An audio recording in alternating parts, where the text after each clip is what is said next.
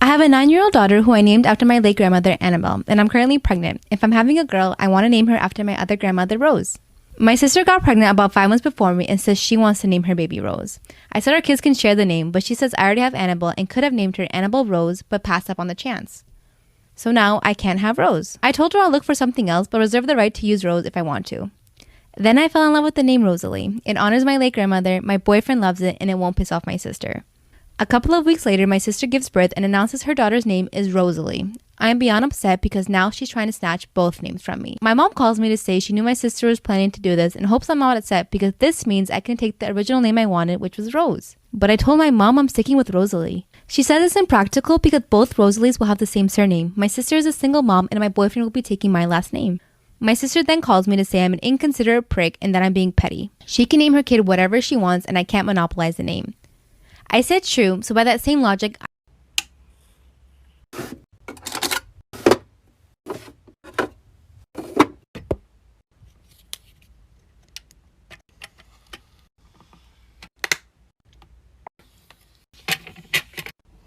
Today at work, I was trying to call my wife, but for some reason, my phone calls weren't getting through to her, so I used one of my coworkers' phones to dial my house number and call home. So I call home, and a sweet voice answers the phone. It's my daughter. I go, "Hey, cutie, how you doing?" She goes, "Hey, daddy, what's up?" And I go, "I'm just at work.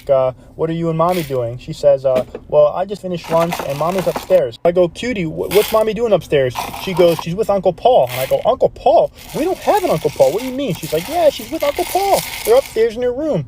So I'm like, "Cutie, that doesn't sound right." So what I want you to do is I want you to leave the phone on the kitchen table, go upstairs to your mommy's room and say, "Hey, daddy just pulled in the driveway," and tell me what happens, all right?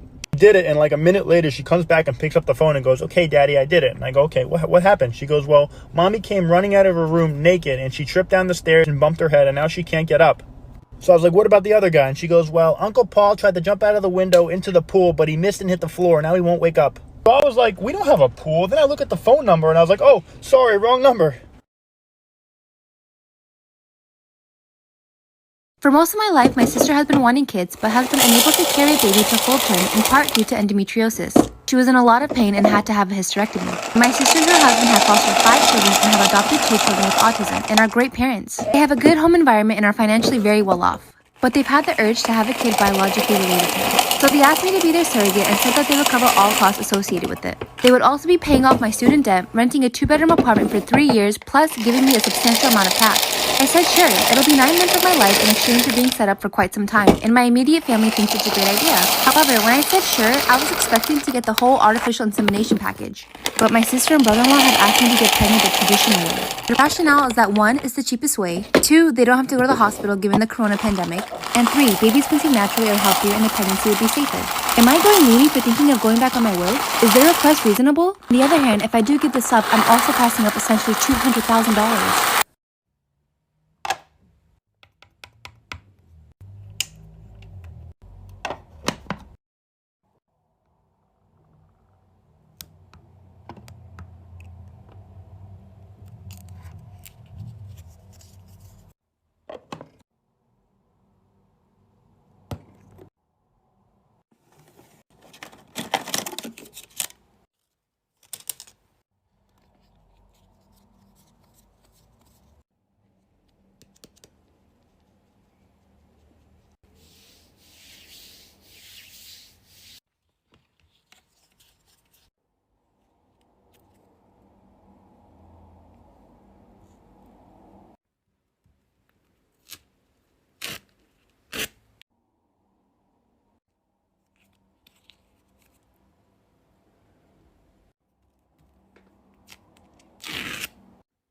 Am I the asshole for throwing wine on my mom at my brother's wedding? My mom and I have always had a ...